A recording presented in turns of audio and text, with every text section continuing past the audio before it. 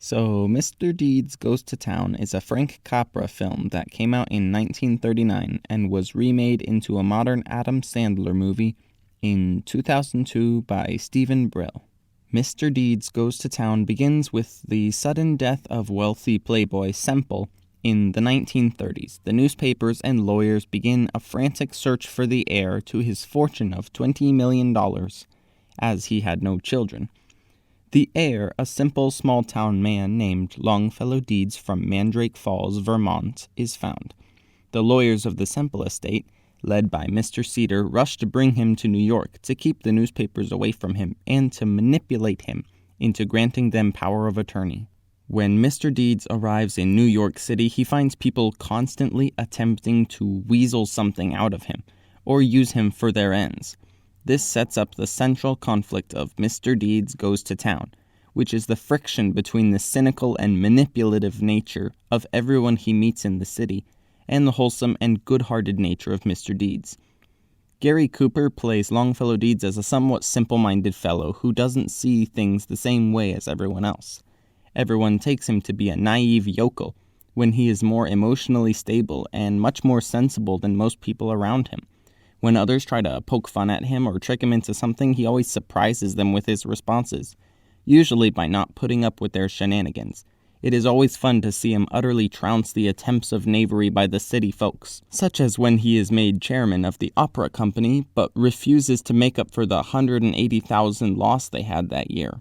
The romantic side plot is well conceived, and Jean Arthur does a fair job playing her role as the sneaky reporter who goes undercover to write articles goofing on him. The story here shows how people that find themselves as modern sleazy people can get a wake-up call from someone truly genuine and change their life for the better.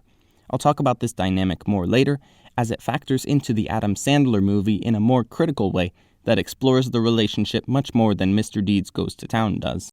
Mr. Deeds begins with the eccentric owner of a media empire, Preston Blake, freezing to death at the top of Mount Everest, leaving the heir to his stock, which is valued at $40 billion, unknown. Much like Mr. Deeds Goes to Town, the newspapers are looking to find out who the heir is as quickly as possible, and the selfish Mr. Cedar is looking to convince the heir to sell his stock in Blake Media for $40 billion. When they discover that Longfellow Deeds is the heir, they fly out to Mandrake Falls, New Hampshire, to bring him back to New York. Adam Sandler plays Deeds as less of a simple man than Gary Cooper. He doesn't seem to be curiously mentioning the city people's strange behavior, but just aware of it. Deeds' character in this movie has an entirely different set of priorities than the New Yorkers just looking to make money. His mindset is the polar opposite of those in the city, but he doesn't question it. The Gary Cooper Mr. Deeds wondered why people seem to get so much enjoyment out of hurting each other. What puzzles me is why people seem to get so much pleasure out of hurting each other. But the Adam Sandler Mr. Deeds shows that he believes people need to have integrity and honesty or nobody will want to work with them. You can do anything you want, but I suggest you change your attitude or nobody's going to want to work with you. When he arrives in the city, he is instantly friendly to everyone he meets, giving them hugs and being their friend. His nature quickly allies with anyone with a heart, but annoys the villainous Cedar. Mr. Deeds has Chuck Cedar as the main villain and Mac McGrath of Inside Access as the side villain, whereas Mr. Deeds Goes to Town has Cedar as the main villain and the seedy relatives of Semple as the side villains. This is interesting because even though they changed the movie's plot for the remake, they kept it the same by having Cedar team up with the other nasty person against Deeds in the third act, after previously butting heads with them. Except in the 1939 movie, they claim he is insane. But in the 2002 movie, they demoralized him by telling him he really was being manipulated by everyone. Mr. Deeds Goes to Town focuses less on the relationship between Deeds and Babe than the newer movie does. The Frank Capra film is mostly about Deeds grappling with how to use the fortune for good and dealing with the mean people in the city. Jean Arthur's character is important throughout the movie, but is most important to Deeds' final decision-making. In Mr. Deeds, Winona Ryder plays Babe Bennett. Her character is important because of her decisions.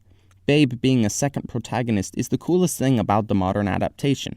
According to the archetypes of heroes in the Hero's Journey studies, Longfellow Deeds, played by Adam Sandler, is known as a catalyst hero, meaning he is the main character, but since the hero is generally the character that undergoes the most growth and development, a secondary character could be described as the hero of the story. Babe was changed to be more of a character in Mr. Deeds because her character grew much more than Deeds' did. Jean Arthur's character changed more than Gary Cooper's too, but the omnipresent focus was on Longfellow's character, which did have more change in 1939 than it did in 2002.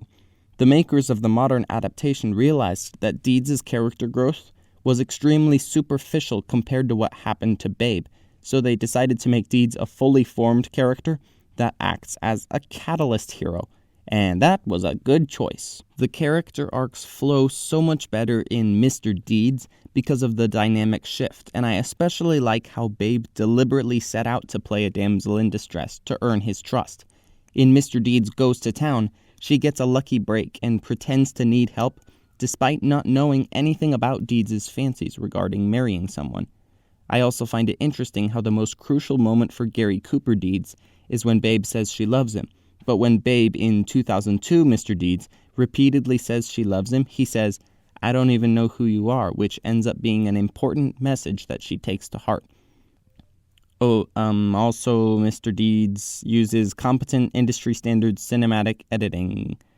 The movie uses wipes and other transitions for consistent elliptical editing. So, yeah. The comedy in both movies is enjoyable. The new movie made me laugh more when I first watched it, but it has PG-13 language and content, which I find objectionable. I think the inappropriate content and swearing, coupled with that stupid frostbite foot, which is not funny in the slightest and is made of pure nightmare fuel, made the humor wear down for me and lose its appeal. That being said, Mr. Deeds still has some hilarious scenes. Adam Sandler plays a pretty funny character. Mr. Deeds Goes to Town obviously has a very different approach to comedy than the Adam Sandler movie, and I appreciate its wholesome humor. It's funny because of hubristic people getting their comeuppance, and Longfellow was a comic character. Each film is both emotional and comedic, and they handle each aspect differently. Mr. Deeds Goes to Town is set during the Great Depression, which is important in the plot because Deeds is trying to figure out how to use his fortune wisely.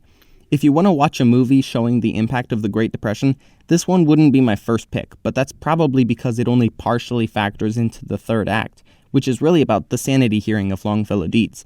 However, this movie would be my second or third pick because it was made during the Great Depression, and the actor playing someone affected by it puts in a lot of effort to portray it as best he can, even though he is only on screen for a few minutes. Overall, I recommend the 1939 Frank Capra movie more, simply because of its lack of random junk that detracts from the narrative. It might be more boring throughout its sizable runtime, but it is much more rewatchable. I could easily watch Mr. Deeds Goes to Town every year or so, but everything in Mr. Deeds, except for Babe Bennett's character arc, is getting staler for me each time I put it on.